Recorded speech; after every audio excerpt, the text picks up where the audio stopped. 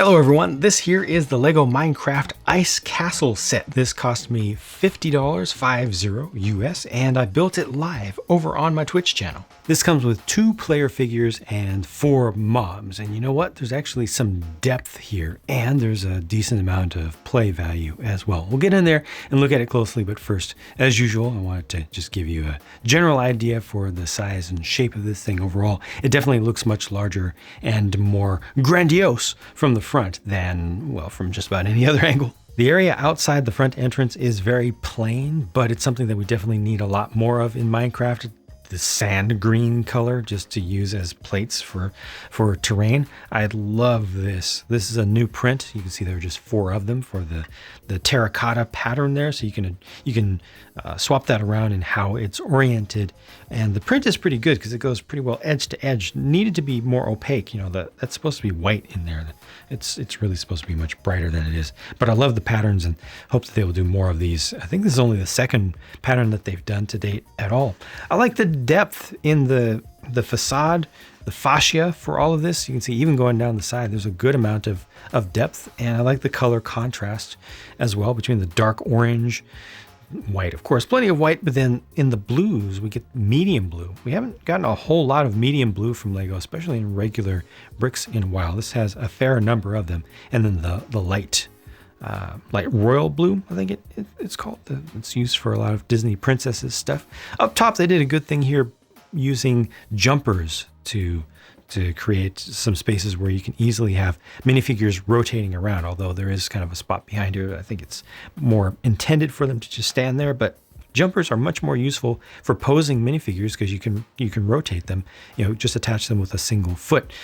The idea here is, you've got the arrow dispensers that are supposed to be used for point defense. Of course, you can't angle those in real life, but you use your imagination a little bit. It makes sense for those to be included. And they did use flick fire missiles, the same style that they've used for a while for these to represent that. And it almost looks more believable like this with the projectile removed. A little bit of lighting outside. This is basically symmetrical left to right. The structure is.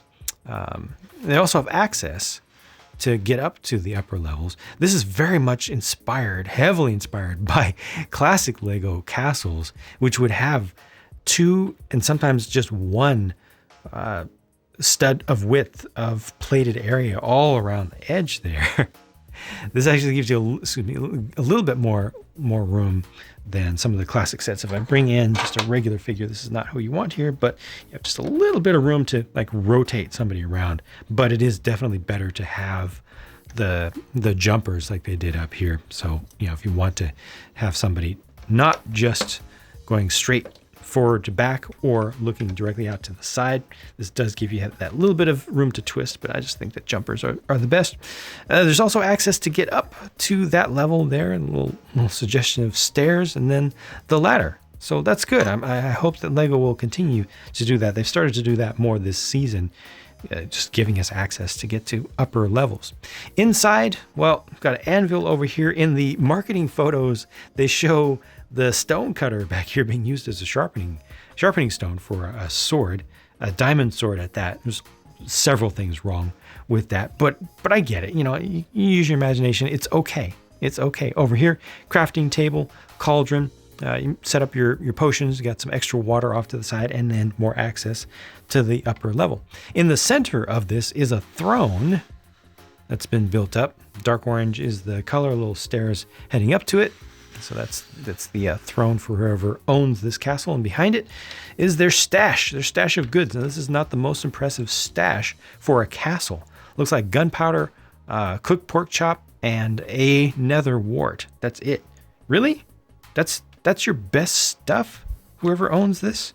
Not particularly impressed. I would have liked to see a 2nd or even a 3rd chest in this set, honestly, since it's supposed to be a castle, and the idea is that somebody, it's kind of being all high and mighty with their throne in the middle of the place. They should have some really good stuff. I think that LEGO should try to lean into the idea of loot a little bit more and not be stingy with that. But overall, There's a lot of accessible space here, which is good in a way, but at the same time, the total amount of usable stuff in the set is less than the overall size, I think, suggests. You know, this is good over here, but this is very plain and open, and a lot of the interior space is just carpet or wool or concrete or whatever was used here. Looking at figures, the one on the left is called Royal Warrior, and that's a really good looking figure to me. Now, the